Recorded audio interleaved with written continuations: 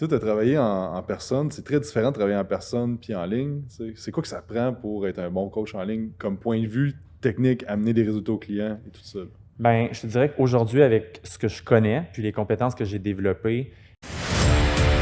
Bienvenue au podcast Dumbbell et Domination. C'est pour les entraîneurs entrepreneurs qui sont tannés du statu quo et qui veulent vivre à leur plein potentiel. C'est pour ceux qui veulent plus d'impact, plus de revenus et plus de liberté. C'est pour tous ceux qui ont des objectifs incroyables et qui sont prêts à faire peu importe ce que ça prend pour les atteindre. On fait pas dans la médiocrité. On est les 1% des coachs qui veulent vraiment plus. On est là pour changer le monde de l'entraînement et on passe notre temps à vouloir s'améliorer pour aider plus de gens possible. Ce podcast est dédié pour toi. On parle de marketing, de vente, de mindset, de leadership et de comment avoir des résultats incroyables avec tes clients pour que tu puisses bâtir ton entreprise de rêve. Sans plus attendre, bienvenue à l'épisode. Salut tout le monde, bienvenue au podcast. Cette semaine, une autre histoire à succès d'un de nos membres du Mastermind. Lawrence, comment ça va? Ça va super bien, Jacob. Merci, toi. Yes, ça va. Merci d'être là aujourd'hui. Donc, Lawrence, maintenant, tu as une entreprise 100% en ligne, que tu es copropriétaire avec ta copine. Exact. C'est ça? Ouais. Vous prévoyez d'aller vous installer dans l'Ouest. Vous avez plein de projets là, de croître votre entreprise 100% en ligne, d'avoir la liberté de faire ce que vous voulez, puis vraiment de faire ce que tu aimes ultimement. Mais c'était vraiment pas comme ça. Il y a un an et demi, je pense, que tu as déjà. commencé. Hein. Non, c'était vraiment pas ça. J'aimerais ça que tu nous racontes un peu du début. Qu'est-ce qui a fait en sorte que tu es devenu entraîneur, coach, tout ça? Puis c'est quoi qui a fait la transition à là, la belle entreprise que vous êtes en train de créer là, avec tout ça? Mais je vais t'avouer que ça a parti au tout début. Écoute, je savais pas trop ce que je voulais faire. Puis, je savais par contre que je voulais aider les gens. Puis, c'était par l'enseignement que je voulais le faire initialement. Fait que j'ai commencé un bac en enseignement que j'ai complété. Puis, je m'alignais pour la maîtrise, littéralement, parce que c'est ce qui était dessiné devant moi. Puis, je ne m'étais pas vraiment remis en question. Au début de mon bac, j'ai commencé comme entraîneur. Il y avait eu une offre d'emploi chez Nautilus. Puis, j'étais comme, hey, c'est vraiment en lien avec mon bac en intervention d'activité physique. Ça va me permettre d'aider des clients. Puis, j'avais un intérêt quand même depuis de nombreuses années pour ça. Puis, quand est venue la pandémie, puis que la réponse de la plupart des gyms, dont Nautilus, ça a été de on va attendre, on va fermer, on va voir comment ça se passe. Je pense pas qu'il y a personne qui s'imaginait que ça allait durer aussi longtemps. Puis à ce moment-là, je me suis retrouvé tout seul chez moi à me dire comment je peux continuer mon activité. Si j'attends, il n'y a rien qui va se passer. Puis c'est là que je me suis dit, ça pourrait être intéressant d'aller travailler sur le online avec le développement des applications, puis tout ça, ça devient de plus en plus accessible. Fait que je me suis dit, OK, let's go, je me lance là-dedans. Je savais pas trop ce que je voulais faire à ce moment-là comme offre de service, mais je me suis dit, je vais prendre un point de départ. Puis à ce moment-là, j'avais eu des références pour justement une formation en ligne. Fait que j'ai commencé avec ça. Puis ça m'a permis de créer un groupe Facebook, créer mon offre de départ, puis d'avoir mes premiers clients en gros. Fait que c'est vraiment de là que ça part. Ça a été parcours universitaire. J'ai été entraîneur chez Nautilus pendant comme 4-5 ans. Puis après ça, pandémie, let's go, je me lance 100% en ligne sans trop savoir qu'est-ce que je faisais, où est-ce que je m'en allais. Mais écoute, ça a amené quand même des résultats. J'ai eu plus d'une dizaine de clients avec du high ticket dans le fond pour ma première offre, ce qui ça m'a permis de starter. Puis après ça, je me suis dit, OK, c'est quoi la prochaine étape? That's it. Et juste avant qu'on continue, je suis curieux de savoir c'est quoi qui fait en sorte qu'un coach va être bon en ligne selon toi? Tu sais, tu as travaillé en personne, c'est très différent de travailler en personne puis en ligne. C'est quoi que ça prend pour être un bon coach en ligne comme point de vue technique, amener des résultats aux clients et tout ça? Je te dirais qu'aujourd'hui, avec ce que je connais puis les compétences que j'ai développées, je pense qu'il faut avoir une forte présence en ligne. Je pense qu'une des comparaisons qu'on peut faire avec le online versus le présentiel, c'est qu'il y a une proximité avec le online qui est vraiment plus récurrente. On est vraiment plus, même si on est loin, même si on n'est pas physiquement avec la personne, on peut être constamment avec la personne. Puis qu'est-ce qui fait cette principale différence-là d'être constamment avec la personne? Je pense vraiment que c'est tous les systèmes qu'on peut mettre en place avec les différentes applications, justement. Fait avant, la réalité, c'est que, par exemple, quand j'avais des suivis avec des clients, la rencontre en bureau, la rencontre dans le gym, oui, il y avait du follow-up à travers avant la prochaine rencontre, mais c'était jamais aussi puissant et récurrent qu'aujourd'hui. Donc là, aujourd'hui, nos clientes sont absolument 100% plus redevables, puis la communication est vraiment plus présente. Fait que c'est sûr que quand tu es plus engagé dans la démarche, il y a plus de récurrence dans la communication, puis envers les systèmes, tu es plus redevable envers ces systèmes-là, mais ça fait en sorte que tu es plus engagé. Fait que c'est vraiment la grosse différence. Au niveau du coach, la communication, être vraiment présent sur le web, Puis ça va faire une grosse différence dans les résultats. Là. Et est-ce que tu penses que tu as besoin d'avoir fait du plancher pour être un bon coach en ligne? C'est une vraiment bonne question, ça. J'estime que je crois que tout est possible en ligne. Puis il ne faut pas partir de la croyance limitante qu'il faut absolument avoir fait du plancher pour être bon en ligne. Ceci étant dit, je pense que les deux sont complémentaires parce que pour être capable de donner des rétroactions, par exemple, verbales au niveau de l'entraînement qui sont précises, qui sont adéquates, je pense qu'il y a une partie de l'apprentissage qui se fait par l'avoir vécu en salle. Fait que peut-être que pour les nouvelles personnes qui veulent se lancer en ligne, ça peut être intéressant d'avoir une approche mixte. Sinon, mais je pense que c'est quand même 100% de le faire, 100% possible de le faire 100% en ligne sans avoir fait de présentiel. Je pense que les principes de coaching vont être quand même les mêmes au niveau de l'entraînement. C'est juste de développer des outils et des procédés adaptés au online. J'aime ça ce que tu dis, que tout ce qui est technique puis que comment tu vas coacher ton client en présentiel, ça va aider beaucoup en ligne. Je pense que même si, tu me diras ce que tu en penses, même si tu es 100% en ligne, je pense de te pratiquer à coacher du monde, que ce soit juste ta blonde, ton chum, ton ami, en vrai, de donner les bons cues, voir si ça comprend, ça va te donner beaucoup de feedback sur comment coacher le monde en ligne. Parce Absolument. que si quelqu'un est sur un Zoom où il t'envoie une vidéo, puis là, tu lui expliques qu'est-ce qu'il devrait corriger, ben, les mots que tu vas utiliser, la façon que tu vas le dire, ben ça, tu sais pas si la personne va réellement comprendre. Tandis que quand tu es avec lui, la personne, quand tu lui dis ça, elle le fait pas encore bien. Ben là, c'est à toi de changer ton approche. Je pense qu'il y a comme un art à ça qui est difficilement apprenable 100% en ligne, qui se fait, mais que... Oui, c'est plus ardu. Puis je pense que, tu vois, moi, à la base, quand j'ai commencé, j'avais vraiment ce besoin-là de proximité avec les personnes, puis de pouvoir, sans dire, demander la permission au client, d'avoir un feedback tactile. Puis des fois, ça va pas mal plus vite que passer par 3-4 commandes verbales. Fait que oui, je pense que tu as 100% raison. Mais si ta réalité ne le permet pas à un certain point, tu n'as pas de chum, tu n'as pas de blonde, tu es tout seul. Ouais, Puis ben, à ce moment-là, c'est de te dire, OK, ben, je ne vais pas m'arrêter à ça, puis je vais me trouver des outils. Un peu comme coacher quelqu'un verbalement, ça se développe. C'est juste que les premières fois, oui, tu as moins de ressources, mais à force de le faire, aller chercher aussi les personnes références qui peuvent t'aider à le faire. Puis... Je pense aussi que c'est une question de clientèle. Avec quelle clientèle tu travailles? C'est sûr que tu travailles avec un powerlifter. Ben, j'imagine que tu vas avoir... Il va falloir que tu te sois pratiqué comment donner des cues à une personne pour pouvoir le corriger plus en powerlifting que quelqu'un débutant en transformation physique. Ouais. Je pense que c'est vraiment de regarder, pour les gens qui écoutent, où est-ce que vous êtes, c'est quoi votre clientèle cible. Si vous visez de l'élite, ben ça se peut qu'en ligne, tu aies besoin d'avoir plus de background en personne pour pouvoir aider en ligne. Ouais. Puis vice-versa. Ben, je pense que, comme tu dis, c'est difficile de donner un cue sur une sensation que tu n'as jamais expérimentée. Comment tu devrais sentir la barre, comment tu devrais sentir musculairement telle région, si tu ne l'as jamais fait. Fait que je pense que c'est important, comme tu dis, de passer par là, pour justement, après ça, avoir les interventions qui sont genre A1, là, bien ciblées. Fait que là, ça revient à ton histoire. Ouais, là, dans le fond, c'est ça, t'as bâti un groupe Facebook, t'as commencé à avoir des clients, puis tout ça. Puis, qu'est-ce qui s'est passé par la suite? Là? C'est une super bonne question. Dans le fond, j'ai appliqué les stratégies dans la formation que j'ai suivie pour partir le groupe Facebook. Puis, dans le fond, c'était basé sur le principe de me faire connaître, de me faire aimer, puis que les personnes qui rejoignaient mon écosystème me fassent confiance. Puis ça, honnêtement, ça a très bien fonctionné. Mais une fois que ça a été bâti, puis que j'ai généré ma première offre, est venu le après. Puis c'était le après qui n'était pas vraiment considéré dans la première formation que j'avais pris. C'était vraiment... qu'est-ce qui était mis sur place, c'était, regarde, on va mettre tout ce qu'il faut en amont pour que tu aies des résultats quand tu vas faire le lancement de ta première offre en 100% en ligne. Mais le après, c'était plus ou moins explicite, il y avait plus ou moins de clarté. Pas que c'était mauvais en soi, c'est juste que la logique interne, c'était refait exactement ce que tu as fait en amont, puis ça va générer les mêmes résultats. Puis la réalité, c'est que peut-être que pour certaines personnes, ça a fonctionné. Pour moi, ça n'a pas fonctionné comme je le voulais. Quand j'ai lancé, dans le fond, j'y allais par une approche de cohorte au début.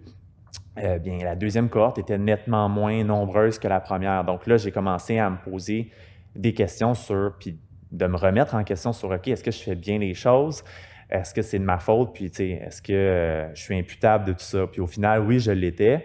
Puis c'était déjà clair pour moi que j'allais passer à la prochaine étape en continuant en prenant du coaching, du mentorat, parce que ça avait accéléré mes résultats comme je le pensais. J'aurais jamais pu le penser que ça l'aurait été. Fait que je me suis dit, OK, c'est quoi la prochaine étape pour continuer de générer de la constance dans mes résultats puis aider au final plus de personnes en ligne que je le pouvais présentement, tu sais. Particulièrement avec la deuxième cohorte qui était comme moins grande que la première, tu sais. Puis comme de fait, je ne sais pas si c'est vers ça qu'on s'en va, mais ça faisait un certain temps que je suivais quand même Quantum, puis que je trouvais intéressant ce que faisait Quantum. Puis je ne savais pas que Quantum faisait justement du mentorat. Puis c'est là que j'ai découvert le Mastermind. Je me rappelle qu'il y avait un formulaire à remplir. Puis pour moi, j'étais comme, OK, là, je suis intéressé, c'est vraiment ça que je recherche. Fait que c'est comme ça que ça s'est fait, en gros. Cool. Puis, c'est quoi, y a-tu un moment où est-ce que tu t'es dit, ou un événement qui a fait en sorte que tu t'es dit, OK, là, j'ai besoin d'aide pour la prochaine étape? Ouais, écoute, on était justement pas loin de décembre, janvier. Puis je me disais, OK, comme c'est quoi la prochaine étape? Qu'est-ce que je vais faire pour sortir un petit peu de l'impasse que je suis? Je savais que c'était ma responsabilité. Je savais que les résultats que j'avais aussi, ben, ils pouvaient être vraiment meilleurs. Puis je me suis dit, ben, si je continue à faire les choses exactement telles quelles, ben, est-ce que ma troisième cohorte va être différente? Pas nécessairement. Est-ce que je veux prendre ce risque-là? Non. Puis justement, quand j'ai vu l'offre passer, je me suis dit, ben, regarde, ça, c'est un excellent tremplin. J'avais déjà développé de la confiance envers toi, envers justement Quantum. Je trouvais que ce que vous faisiez, c'était vraiment wow, à mon humble avis. Puis justement, je me suis dit, ben regarde, je vais prendre l'appel, ça semble être aligné avec ce que je veux. Puis ça va me permettre justement de savoir c'est quoi les prochaines étapes, plutôt que d'être déçu parce que je suis allé un petit peu selon juste l'intuition, dans le fond. Puis là, 1 an plus tard, t'en es où présentement avec votre compagnie? Écoute, c'est vraiment malade. Justement, on a déposé nos chiffres dernièrement dans le cadre du Mastermind. Puis pour te parler, mettons, du dernier trimestre, on a eu un 7 000 en moyenne récurrent par mois. Puis le trimestre d'avant, on avait comme 4 000 récurrents, à peu près 4 500 de chiffre d'affaires. Fait que ça, c'est super intéressant. Puis quand tu as commencé, mettons, avant de...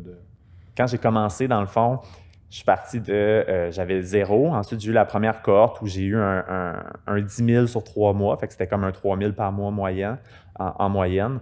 Puis après ça, ça l'a descendu probablement à un 2 500, 2 000. Puis pour ensuite de ça, revenir progressivement vers les chiffres d'aujourd'hui qui sont 7 000 récurrents. Mais au-delà des chiffres, parce que ça, c'est intéressant, mais ça ne dit pas tout, on est passé de comme une dizaine de clients qui n'étaient pas sur de l'annuel. Là, on est à 25 clients récurrents annuels. Puis tout à l'heure, justement, en date d'aujourd'hui, ben, j'ai un autre appel pour une nouvelle cliente. Fait que ça roule nos affaires, puis c'est beaucoup plus prévisible. On a des stratégies qui sont prévisibles versus avant, c'était plus go with the flow, un peu. Et une des choses que je trouve que tu as le plus évolué, c'est ton mindset. Parce que je pense que tu es une des personnes dans le Mastermind que j'ai vu le plus avoir comme des genres de wall, de murs, quand que des fois on parlait de certaines affaires, puis là je voyais que ça boquait, puis là tu avais un breakthrough, ou tu avais une réalisation, ou tu avais de quoi qui te faisait passer à la prochaine étape, jusque récemment que tu avais encore une job part-time que là tu as lâché à 100%, tu sais, fait qu'il y a une grosse évolution, tu sais, puis comme tu dis, le chiffre c'est cool, mais il y a eu beaucoup plus que ça. Je pense que c'est ça le gros changement qui va faire en sorte que là, ça va vraiment accélérer beaucoup plus vite, puis de plus en plus vite à cause de ça. C'est quoi comme... Moi, c'est facile de le voir d'externe. Toi, c'est quoi, tu trouves, le plus gros breakthrough ou la chose qui a vraiment fait la différence là, dans ton mindset? Je pense que c'est toujours plus facile de dire « je prends responsabilité de mes résultats ». Puis c'est quelque chose d'autre de le faire en action, puis vraiment de l'incorporer au plus profond de soi-même. Puis je pense que j'avais beaucoup d'émotions négatives par rapport au succès des autres, parce qu'évidemment, j'ai été confronté à ça. Je croyais avant de commencer le Mastermind que j'avais une recette qui fonctionnait, puis qu'il me manquait juste 2-3 ingrédients pour y arriver. Puis quand j'ai commencé le Mastermind, puis que j'ai vu que d'autres personnes, ben, ils avaient fait leur bout de chemin, ils avaient travaillé sur eux, sur leur identité, sur leurs croyances, puis que les résultats qu'ils avaient, ben, c'était la somme d'un paquet d'ingrédients. Bien, je me disais, pourquoi moi, j'ai pas ce succès-là? Pourquoi moi, j'en suis pas là? Fait que j'étais toujours en train d'entretenir des genres de pensées négatives de, ben moi, je le mérite, puis je l'ai pas. Comment ça se fait qu'eux, ils l'ont? Pourquoi ils l'ont? Qu'est-ce qu'ils ont de plus que moi? J'étais vraiment dans une logique de me comparer plutôt que de me prendre le miroir puis de me dire, OK, ben c'est peut-être dans la façon de penser, justement, c'est peut-être dans la façon de prendre responsabilité réellement en action concrète puis de me dire, OK, ben c'est quoi les croyances que je décide d'entretenir en moi, puis comment je décide de voir la suite des choses. Puis ça a été un des premiers murs que j'ai frappé parce que je me disais, aïe, tu sais, je travaille à 2, 3 endroits en même temps, genre je fais un nombre d'heures incalculable pour que ça fonctionne, puis je suis pas là où je voudrais. Mais attends, c'est parce que je me disais, puis ça, c'est un petit peu ce qu'on voit, mettons, en perte de gras. On est en train de planter plein de petites graines partout. On amène beaucoup d'eau au moulin, mais les retombées de tous ces investissements-là sont pas là maintenant. Puis je pense que dans mon mindset, je voulais des résultats maintenant, voire pour hier, parce que j'avais cette fausse impression-là, cette croyance-là chez les autres qui avaient des résultats incroyables, puis que ça s'était fait à peine il y a quelques jours, tu sais, ou ça faisait pas longtemps qu'ils prenaient des actions. Fait que ça a été vraiment ça, un des principaux turn-up, je dirais. Là. Fait que de prendre responsabilité, de dire, de te motiver face au succès des autres, au lieu d'être comme découragé face au succès des autres. Puis je pense une des choses qui est toujours bonne à faire, c'est d'aller parler avec ces gens-là, tu sais. C'est quoi les struggles que tu as vécu? Parce que, tu sais, comme je pense avant-hier, on a mis Hugo qui a franchi le 25 000 par mois. Ça fait 1 an et demi, je le coach. Je l'ai vu rusher, puis je l'ai vu genre arriver des fois cerné, puis il y a de la merde qui se passe, puis tu sais, plein de struggles. Puis c'est drôle de voir comme des fois des gens, pas dans cette situation-là, mais tu sais, qui vont dire « Ah, t'es chanceux » ou « Ah, c'est ci, c'est ça », mais tu sais, on voit pas tout le background. Fait que je pense que quand t'as quelqu'un qui a du succès que tu vois, qui t'inspire, et que t'es comme ben, « Moi, j'aimerais ça avoir ce succès-là », ben fais juste lui demander qu'est-ce qu'il a fait pour en arriver là, tu sais. Puis c'est rarement All Sunshine and Rainbow que « Ah, ben j'ai fait 2-3 posts, puis on m'a donné 10 000 », puis tu sais, c'est tout le temps plus dur, plus complexe qu'on veut. Puis je pense qu'on en parlait un petit peu avant de partir de recording. Tu sais, il y a beaucoup de monde qui vendent que ça va être facile, qui vendent que tu as juste à faire une stratégie, puis paf, tu vas générer 10, 20, 30 000 par mois récurrent, puis la vie est belle, tu peux t'acheter un gros char, une grosse maison, tu sais. Fait que je pense que ça aussi, ça délusionne, ou je sais pas si c'est le bon terme, là, mais tu sais, ça peut juste faire en sorte que le monde se décourage quand il se rend compte, OK, c'est quoi réellement que ça prend, puis es-tu prête à faire ce qu'il faut, t'sais? Parce qu'il y a une des choses que cette année, je pense que le switch que tu as fait, c'est je veux réussir, je comprends les actions nécessaires pour réussir, puis je fais ces actions-là pour réussir.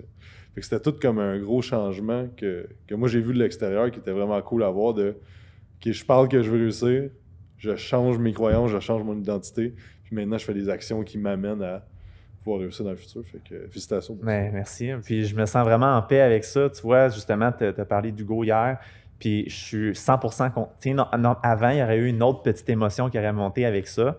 Puis ça me ramenait tout le temps à être très égocentrique sur pourquoi moi, je n'ai pas ce succès-là, alors que là, je célèbre vraiment la victoire des autres. Puis je sais que mon succès, ben, il est basé justement sur ce que je ne faisais pas avant, c'est-à-dire avec le mastermind, justement. Oui, j'avais déjà des bonnes pratiques, mais juste de mieux me structurer, commencer mes journées plus tôt, avoir mes listes de priorités, faire mon agenda à chaque semaine, me rendre redevable envers les systèmes que le mastermind offre. Puis c'est drôle, j'ai commencé justement à appliquer des logiques internes avec ma clientèle sur l'online que j'appliquais pas avant, puis que j'applique dans le cadre du mastermind, puis ça l'a complètement changé, révolutionné, on peut dire, la façon que la logique, puis les relations avec mes clients vis-à-vis de leurs propres résultats, vis-à-vis de ce qu'on fait avec eux. Fait que je suis vraiment, vraiment super content pour ça. Puis, je parlais de chiffres tantôt. Pour moi, il y a comme une symbolique très forte à atteindre ce 10 000 $-là par mois. Non seulement pour le chiffre, mais aussi parce que hey, on a plus d'impact. Puis aujourd'hui, je comprends que au-delà du chiffre, ben, c'est tout ce qu'il y a derrière puis qui permet de générer ça puis d'aider ces personnes-là qui est vraiment wow dans le fond. Je change un peu de sujet. Dans le fond, Vanessa, qui est ta blonde, elle travaille avec toi. Absolument, oui. Il y a beaucoup de monde, ben pas beaucoup de monde, mais il y a quelques personnes dans le mastermind qui sont en couple, ensemble dans leur business. Il y a du monde qui travaille. Moi-même, je travaille avec Barbara, que tu connais bien. Comment vous jonglez avec ça? C'est une bonne question. La première chose qu'on a fait, puis ça s'est pas fait un claquement de doigts, c'est vraiment d'établir c'est quoi nos rôles respectifs. Puis c'était ambigu, puis il y a encore du travail à faire, mais de répartir c'est quoi les tâches de chacun, puis jusqu'où on est prêt à aller. Parce que moi, je suis quelqu'un qui est très ambitieux, puis Vanessa l'est aussi, mais on est ambitieux à différents niveaux, puis on est prêt à s'impliquer de façon différente. Fait que moi qui serais prêt, si c'était pas d'elle, puis si elle n'avait pas été dans l'aventure avec moi, je pense que je ferais ça jour et nuit. Je dis souvent en blague que si je pouvais être un vampire, je le serais parce que ça me permettrait de ne pas dormir puis d'en faire plus. C'est vraiment ma logique. Alors qu'elle me ramène vraiment à l'équilibre. Puis dans le fond, si elle n'était pas là, je pense pas qu'on aurait les résultats qu'on a aujourd'hui parce que ça serait pas mieux, je serais tombé dans l'extrême puis ça aurait affecté ma santé puis à quel point je peux être présent pour nos clientes, nos clients. Fait que c'est vraiment, je dirais, la première chose de répartir c'est quoi les tâches puis de définir c'est quoi les attentes respectives. Vraiment ça, à 100%. Après ça, pas prendre pour acquis ce que vous avez mis sur la table une fois pour le reste du temps. Parce que je pense qu'il faut qu'il y ait constamment des mises à jour. Puis au début, justement, de planifier ensemble, d'avoir des rencontres hebdomadaires, c'était pas assez là. Donc, on avait des insatisfactions personnelles par rapport à ça, sur la direction qu'on prenait, sur les actions qui étaient prises. Fait que maintenant, c'est plus une option, justement. Puis je pense que c'est vrai pour n'importe qui travaille à deux avec son conjoint ou sa conjointe, avec son chum, sa blonde, ou même qui commence à élargir leur équipe. Il faut qu'il y ait des rencontres, il faut que les attentes soient bien définies, que les rôles soient bien définis, sinon ça devient le chaos. Là. Puis c'était un petit peu ça qui se passait au début. C'est quoi vos trucs pour pouvoir faire le switch entre partenaire d'affaires puis partenaire de vie? OK, ça, c'est vrai. Ça, je pense que c'est un des enjeux les plus difficiles parce qu'on est passionnés les deux par ça. Puis quand vient le temps de justement décrocher, ça fait tellement partie de notre identité qu'on va quand même en parler. Mais je dirais que la première chose, le truc numéro 1, c'est de se définir, puis ça vient de toi finalement, parce que tu en parles souvent sur le mastermind, de définir des blocs horaires où c'est alloué à du temps de couple, justement. Donc, au début, c'était pas quelque chose qu'on faisait de façon récurrente. Puis à un certain point, on s'est dit, ben OK, dans notre semaine, il y a 2 moments X, Y que ceux-là, on n'y touche pas le droit d'y toucher, puis c'est vraiment, on se priorise là-dedans parce que sinon, ça ne finit jamais. On finit toujours par déborder. Puis finalement, ben, on prend jamais de temps pour nous deux, puis pour nous en tant que tel. Fait que ça fonctionne pas, tu sais. Très bon conseil. C'est quoi les 3 trucs que tu as le plus appris après 1 an dans le mastermind? Les 3 choses que j'ai... En fait, la première chose, je pense, qui a fait la grosse différence, ça va paraître peut-être un peu drôle, mais c'est les systèmes. Puis je sais peut-être si vous avez écouté par le passé ce que Jacob fait, vous entendez souvent ce mot-là, mais c'est vrai. C'est vraiment les systèmes qui ont fait la différence parce que je pense qu'avant qu'on commence le mastermind, oui, on avait déjà des systèmes en place, mais l'aspect prévisible n'était pas aussi puissant que quand on a commencé à mettre de l'énergie à travailler sur ces systèmes-là pour se libérer du temps au final. Fait que ça, c'est vraiment la première chose qui a fait la différence, installer des fondations puis mettre des systèmes en place pour se dégager du focus, du temps puis de l'énergie. Ensuite de ça, d'avoir aussi de la guidance sur c'est quoi les prochaines actions à prendre. Fait que des fois, justement, tu parles souvent de la balle scintillante. OK, c'est quoi la prochaine stratégie qui va permettre de générer plus d'impact? Puis mais je suis encore la personne qui cherche la balle scintillante. Puis je pense que c'est comme un petit peu la pratique de n'importe qui en entrepreneuriat de toujours chercher une nouvelle stratégie. 100%, puis moi aussi, tu sais. C'est normal de tout le temps avoir je pourrais faire. Puis plus tu en connais, plus que tu es comme OK, je vais faire un webinaire, je vais faire ci, je vais faire un book funnel, je vais faire. Tu sais, il y a 1000 stratégies que tu peux mettre en place. T'sais. Fait que je pense que c'est bon pour ceux qui écoutent. C'est pas.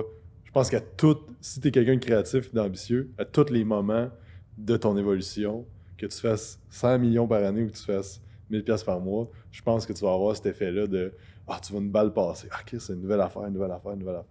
Je continue, excuse. Non, mais c'est vraiment correct, c'est ça. Tu as tout expliqué, c'est 100% ça. Puis, je pense que c'est cet aspect-là d'ambition puis de créativité qui se développe, qui fait un peu partie de chacun d'entre nous, mais qui se développe au fil de notre évolution. Des fois, on veut saisir cette balle-là au lieu de consolider ce qu'on a déjà en place. Fait que ça m'a permis vraiment de mieux cerner, justement, OK, c'est quoi les prochaines stratégies? Qu'est-ce qu'on essaye? C'est quoi l'attitude qu'on se donne pour aller chercher une nouvelle balle scintillante? Puis c'est quoi l'énergie qu'on se donne pour consolider ce qu'on a déjà, ce qui est en place? Fait que ça, c'est vraiment la deuxième chose. Parce que j'avais de la difficulté à identifier c'était quoi la prochaine étape. Tu sais, des fois, on est comme, je viens de compléter sur quoi je travaillais depuis plusieurs semaines. Mon travail est fini, mais attends, là, j'ai pas planifié la prochaine étape. Puis là, je me retrouve à être justement toujours dernière minute dans mes prochaines actions, pas prévoir d'avance. Puis ça, d'avoir une vision globale, long terme, avec des objectifs par trimestre, puis de regarder où est-ce qu'on veut s'en aller, ça a vraiment fait la différence. Puis la dernière chose, le troisième élément, puis je pense que, en fait, les 3 éléments sont importants, mais je pense que celui-là, même s'il est nommé en troisième, il est vraiment très, très puissant. C'est vraiment d'être confronté positivement, de se challenger avec toutes les rencontres avec les autres personnes du mastermind, que ce soit des rencontres hebdomadaires en ligne ou les rencontres en présentiel, comme ça a été vraiment un game changer parce que j'ai été exposé à me dire, aïe, aïe, comme il y a des personnes qui ont un esprit de croissance, qui ont 20 ans, puis qui font des trucs complètement malades, puis qui ne s'arrêtent pas à le genre de mindset que moi, à un certain point, j'avais. Fait que ça m'a beaucoup confronté à me dire, ces personnes-là qui travaillent pour leur succès, pour aider plus de personnes, oui, ils ont leurs limites, ils ont leurs défis, mais ils ne s'arrêtent pas à ça, puis ils sont dans une logique d'évoluer. Puis je me dis, garde, on est justement dans cet environnement-là pour ça. Fait que les décisions difficiles, comme la dernière que j'ai vécue, d'être 100% de me lancer à 100% dans mes activités, j'avais tellement peur de décevoir les personnes. C'est quelque chose que je dois travailler sur moi, décevoir les autres. J'avais tellement peur de me dire, OK, ben là, je vais être seul, tu sais, je peux plus me fier sur un plan B de sécurité, tu sais, c'est moi qui va créer ce plan-là. Mais au final, ces décisions-là plus difficiles, d'être dans un environnement qui est propulsant avec des gens qui ont les mêmes défis, les mêmes aspirations, ça m'a donné le petit coup de pied que souvent le doute puis la peur nous empêchent de prendre. Tu sais, ça m'a fait, OK, le coup, je le fais, j'y vais. Puis, comme de fait, j'ai été mal reçu par les personnes que je m'attendais à être mal reçues. Puis sur le mastermind, toutes les personnes qui ont les mêmes défis, les mêmes objectifs, qui sont dans un mindset de croissance, bien, ça a été hey, félicitations, good job, on est fiers de toi. Fait que ça a fait comme OK, ben, ça confirme que je suis au bon endroit puis que je me suis entouré des personnes que j'ai vraiment envie, avec qui j'ai vraiment envie d'être. T'sais. Très cool. C'est quoi que tu aimes le plus du mastermind? Une chose, mettons. C'est une bonne question. Ce que j'aime le plus du mastermind, je pense que ça peut paraître drôle, mais c'est de sentir que l'équipe dont toi, vous êtes accessible. Je pense que c'est une des principales choses. C'est quelque chose que j'ai peut-être moins vécu par le passé dans les autres formations que j'ai faites. Puis je pense que justement, de sentir que vous êtes accessible, puis de sentir aussi à force d'apprendre à vous connaître que, tu sais, dans le fond, des fois, on a tendance, moi en tout cas, j'ai cette tendance-là à idolâtrer un petit peu tu sais, le mentor, etc. Ça enlève 100% pas tout le respect que j'ai pour toi puis ce que vous faites, mais je me suis dit, aïe, comme c'est le fun, on peut poser nos questions, on peut être transparent sur comment on se sent. Il y a un espace aussi pour poser nos questions puis pour justement interagir. Fait que de vraiment cette accessibilité-là, puis même cette accessibilité-là aux autres personnes sur le mastermind. Peu importe le niveau, peu importe où est-ce qu'on est rendu dans notre business, je pense que c'est vraiment ça. Puis évidemment, ben après ça, ça va plus loin que l'accessibilité à vos personnes. Je trouve ça vraiment le fun que ce que tu fais, ce que tous les autres font, il y ait 100% de la transparence. C'est pas comme, ah, ben là, j'ai des secrets, puis c'est comme, gars, j'ai appliqué ça avec vous, voici ce que vous pourriez faire comme stratégie. Fait que c'est très transparent, c'est très accessible. Je dirais que c'est la principale chose. Puis, ben, le fait qu'on se soit entraîné chez Quanta, c'est cool. On va faire l'autre workout, tu viens-tu? Oui, ben, je viens le 20. Ouais, je viens absolument. Excellent, on va faire un petit workout. Je te demande de finir la phrase. J'ai hésité à me joindre au mastermind parce que. Écoute, j'ai hésité à ce moment-là parce que c'était, oui, par rapport à moi, mais c'était par rapport aussi qu'est-ce qui était offert à ce moment-là. Quand le mastermind a privé, c'était une formule qui était axée sur le développement entreprise, développement au niveau des compétences en entraînement, alimentation. Puis finalement, ça l'a changé pour plus accès entreprise. Puis moi, comme n'importe quel entraîneur, je pense qu'on veut toujours comme évoluer au niveau de l'entraînement et de l'alimentation. Puis j'étais comme, ben là, tu sais, je vais-tu quand même pouvoir développer cette branche-là? Fait que c'était comme une croyance limitante en moi de me dire, je vais comme en avoir moins à ce niveau-là, fait que ça va peut-être pas me convenir. Mais finalement, cette hésitation-là de commencer le mastermind parce que le produit se modifiait en fonction du besoin à ce moment-là des personnes qui commençaient le mastermind, bien finalement, je suis allé chercher quand même à travers Quantum avec des formations avec Quantum, quand même avec des formations continues à l'extérieur. Fait que ça n'a rien changé. Au contraire, ça a été vraiment parfait. À qui tu recommanderais de joindre Enzo? Parce que c'est vraiment pas tout le monde qui fit dans notre groupe. Là.